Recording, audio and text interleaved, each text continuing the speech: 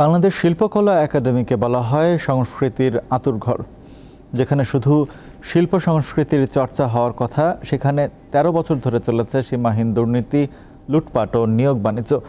অভিযোগ রয়েছে সবকিছুর মূল হোতা সদ্য সাবেক মহাপরিচালক লিয়াকত আলী লাকী। খোদ শিল্পকলা একাডেমির কর্মকর্তা কর্মচারীরা এসব অভিযোগ করেন। ২০১১ সালের ১০ এপ্রিল শিল্পকলা একাডেমিতে লিয়াকত আলী লাকীর চুক্তিভিত্তিক নিয়োগের পর টানা ৬ বার তার মেয়াদ বেড়েছে।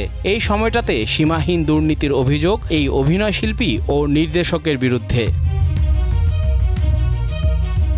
লিয়াকত আলী লাকীর বিরুদ্ধে সরকারি তহবিল থেকে অর্থ আত্মসাতের অভিযোগ ওঠার পর ২০২২ সালে জিজ্ঞাসাবাদ করে দুদক। তবে তৎকালীন সরকারি দল আওয়ামী লীগের প্রভাব খাটিয়ে সবকিছু উতরে যান তিনি। এমন দুর্নীতি করছে, কোটি কোটি টাকা আত্মসাৎ করে নিছে বিভিন্ন বিল বাউচারের মাধ্যমে, যেটা হইলো অডিট আপত্তি আছে। অভিযোগ রয়েছে সদ্য সাবেক শিল্পকলা একাডেমির এই মহাপরিচালকের ইচ্ছার বিরুদ্ধে কেউ কথা বললেই আটকে দেওয়া হতো তার বেতন। ৭০ লক্ষ টাকা অ্যাডভান্স দেওয়ার জন্য বলা হলো, যেটা প্রজেক্টের কাজের জন্য, কিন্তু এটি আমার ডিপার্টমেন্টের কাজ না। তার সাথে আমার দ্বন্দ্বের জায়গা হচ্ছে এটা যে আমি অবৈধভাবে সেই অ্যাডভান্সের টাকাটা নিতে রাজি না হওয়ার। কিন্তু আমাকে যে বদলি করলো, আমাদের যে চাকরি বিধিমালা আছে সেখানে আমাদের বদলির কোনো অপশন নাই।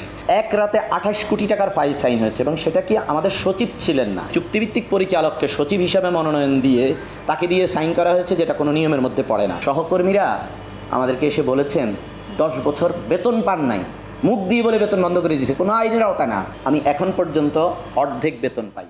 খোঁজ নিয়ে আরও জানা যায়, বদলির নিয়ম না থাকলেও বিভিন্ন জেলা থেকে নিজের পছন্দ মতো ব্যক্তিকে ঢাকায় নিয়ে আসতেন লিয়াকত আলী লাকী। এই যে পদগুলি ঢাকার পদ, জেলার পদ, সে তার সুবিধা মতো একটা চেইন তৈরি করেছে। একজনকে ফাঁসিয়ে দিয়ে, যেমন আমার কর্মচারী ইউনিয়নের সেক্রেটারি অন্যায়ভাবে ঢাকার বাইরে দেওয়া হয়েছে, যার তার পদ ঢাকার বাইরে নেই।